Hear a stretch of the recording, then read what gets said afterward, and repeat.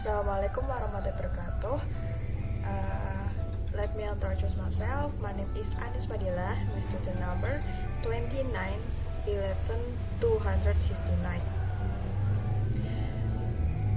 In this video, I will present material about the strategic training. So enjoy for watching. The slide 1, introduction, business strategy. Integrate the company goals, policies, and action influence how the company use physical capital, financial capital, and human capital goals. What the company hopes to achieve in the medium and long term future. Strategy determined. Amount of training required for the current of the future job skill. Extent to which training solve the customers for the particular need. Extent to which training is restricted to specific group of employees or open to all. Extent to which training is planned and systematical, administrate important place on training compared to other ER practice. Okay, the next slide. Learning as a strategy. Focus learning and organization, a company that has an enhanced capacity to learn, adapt, and change. 2. Carefully scrutinize and analyze training processes with company goals. 3. Training as a part of the system design to create human capital. The next slide, the key feature of the learning organization. Supportive learning environment. 1. Employees feel safe embracing their talk about work, asking questions, disagreeing with manager, and admitting mistakes. 2. Different function and cultural specific and appreciated. 3. Employees are encouraged to raise, innovate, and explore the understand and acquire, such as trying new processes and developing new product and service. 4. Thoughtful review of the company's processes and encourage learning processes and practices. Knowledge creation, dissemination, sharing, and application or practice systems are developed for creating, capturing, and sharing knowledge. 3. Manager reference learning. Manager actively question and listen to employees, encouraging dialogue and debate.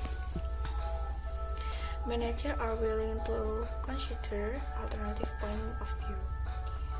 Time is devoted to problem identification, learning processes, and practice, and post-perform audit. 4.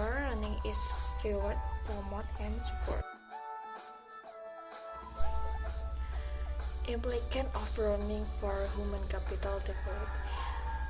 Recognition that learning shall help employees improve performance, achieve business goals. Learning short, of course, and business need to support informal learning, and learning shall be supported psychologically. The next slide, the strategic training and development. So this is a picture. Here there is business strategies and then strategic training and development training. There is strategic training and development initiative. diversify the learning portfolio. 2. Improve the customer service. 3. Encourage the part. So in slide 7, the strategic training and development process. The process 1, mission. Mission is compensation of the existing. Process 2, vision, is the picture of the future that the company wants to achieve. And third, value, what the company stands for. SWOT analysis, internal analysis of the strength and weakness, external analysis of the opportunities and threats. Internal analysis. Internal analysis is examine the operating environment to identify opportunities and trends. Internal analysis identifies the company's strength and weakness and examine the available quantity and quality of the financial, physical, and human capital. The strategic training and development process. Metric business level outcome question to measure the overall value of training or learning. Strategic business related measure not like to on course or program. And the next process, balance scorecard. Main of the measure for overall company performance, and then performance of determines or function, and then next process consider for perspective. Is customer, internal processes, learning and innovation, and financial. The next slide is the organizational characteristics that influence training. Role of employees and manager. Employees responsible for quality of the good and service. Manager most. 1. Manage individual and performance. 2. Develop employees and encourage continuous learning. 3.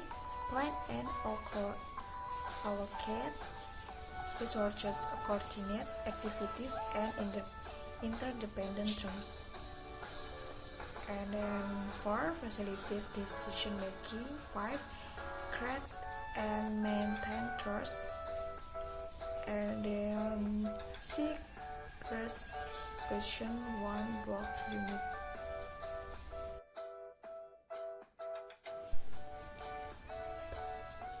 Organizational characteristics that influence training. Top management support. 1. The CEO is responsible. 2. Setting a clear direction for learning. 3. Providing encouragement, resource, and commitment for the strategic learning. 4.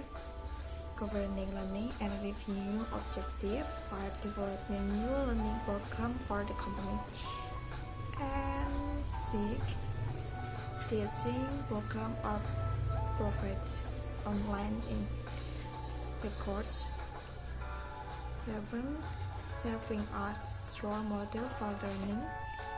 Promotes the company's commitment to learning. Organizational characteristics that influence learning. Integration of business unit. Training include rotating employees between jobs in different business. Global person. Training help prepare employees for temporary or long-term overseas assessment. Business conditions impact the ability to find employees with necessary skill and retain current employees. Whether it's RM practice, is human resource management practice activities related to investment, staffing, performance management, training, compensation, and benefit.